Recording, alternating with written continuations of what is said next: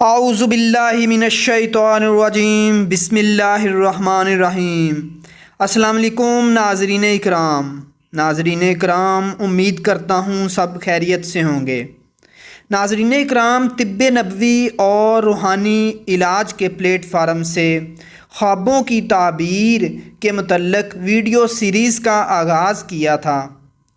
اسی سے متعلق آج ہم بات کریں گے کہ کون لوگ ہیں جن سے خواب کی تعبیر پوچھنی چاہیے اور کن لوگوں سے خوابوں کی تعبیر پوچھنی نہیں چاہیے۔ اہل علم اور محدثین نے 4 قسم کے لوگوں کے متعلق بتایا ہے کہ ان سے خواب کی تعبیر پوچھنا منع ہے، یا پھر آپ یوں سمجھ سکتے ہیں کہ 4 طرح کے لوگ ہیں جن سے خوابوں کی تعبیر پوچھنا ناجائز ہے یا ٹھیک نہیں ہے، کیونکہ یہ خود اتنا علم نہیں رکھتے تو یہ کیوں کر کسی کے خواب کی تعبیر کر سکیں گے۔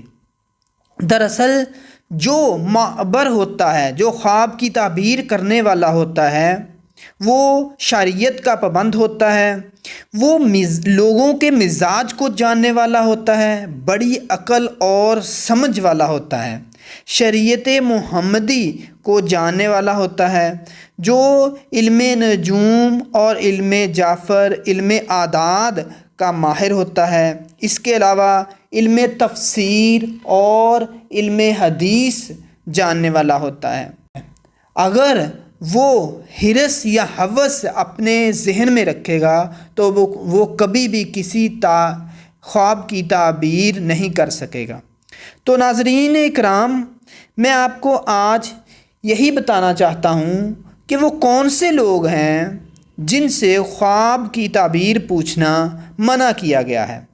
حضرت امام جعفر رضی اللہ تعالیٰ عنہ فرماتے ہیں کہ 4 قسم کے لوگوں سے تعبیر خواب پوچھنا ناجائز ہے یا منع ہے۔ سب سے پہلے وہ لوگ ہیں جو بے دین ہیں۔ بے دین لوگوں سے جو شریعت کے پابند نہ ہوں گے، ان سے خواب کی تعبیر پوچھنا منع کیا گیا ہے، ناجائز ہے، کیونکہ تعبیر خواب نیک اور بابرکت لوگوں سے پوچھنی چاہیے، اور بے دین لوگ یا خدا کی نافرمانی کرنے والے لوگ یا پھر ایسے لوگ جن میں خیر و برکت نہ ہو، ان لوگوں سے خواب کی تعبیر نہیں پوچھنی چاہیے۔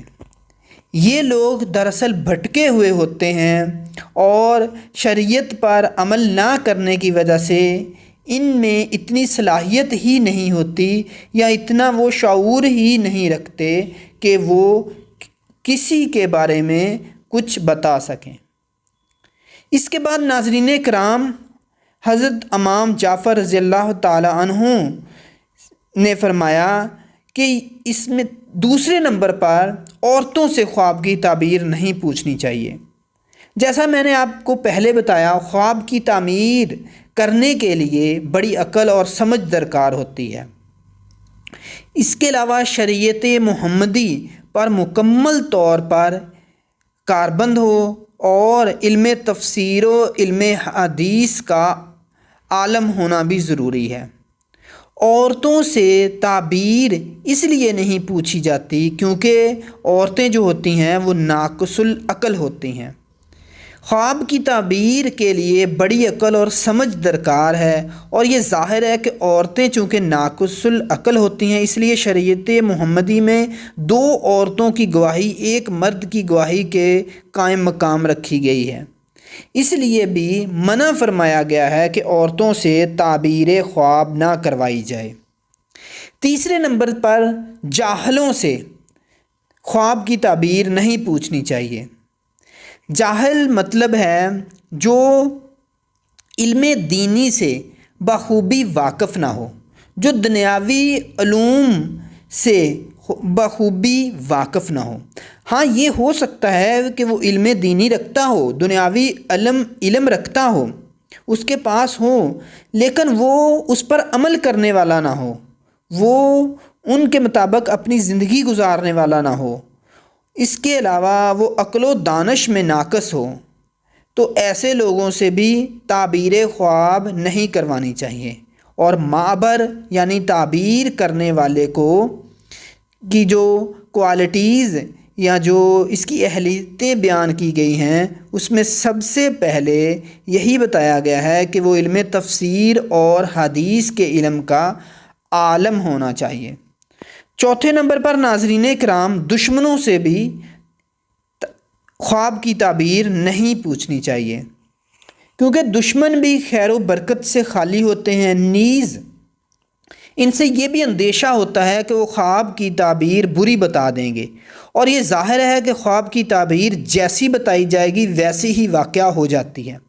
چنانچہ ارشاد باری تعالیٰ ہے، حضرت یوسف علیہ السلام جیل میں فرماتے ہیں کہ اے میرے جیل کے دونوں رفیقوں، جس جس بات کی تم نے مجھ سے تعبیر پوچھی وہ میری تعبیر کے مطابق ہی حکم خداوندی واقعہ ہو جائے گی۔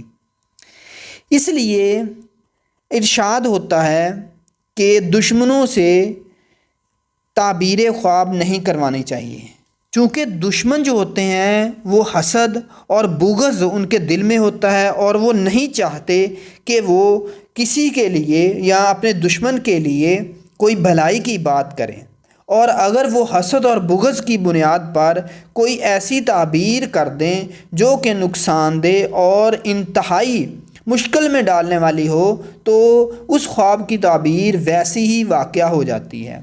اس لیے کوشش کرنی چاہیے کہ اس طرح کے لوگوں سے بھی خواب کی تعبیر نہیں کروانی چاہیے۔ تو ناظرین کرام، آج کی ویڈیو میں ہم نے دیکھا کہ وہ کون سے لوگ ہیں جن سے خوابوں کی تعبیر نہیں کروانی چاہیے۔ امید کرتا ہوں آپ کو سمجھ آ گئی ہوگی۔ اس کے متعلق اگر کسی کا کوئی سوال ہو تو کمنٹ باکس میں مجھ سے پوچھ سکتے ہیں، میں آپ کو انشاءاللہ ان کے جواب دینے کی پوری کوشش کروں گا۔ اپنا بہت سارا خیال رکھیے گا۔ اللہ پاک آپ کو بہت ساری آسانیاں نصیب فرمائے اور آسانیاں بانٹنے کی توفیق عطا فرمائے۔ دعاؤں میں یاد رکھیے گا۔ اللہ حافظ۔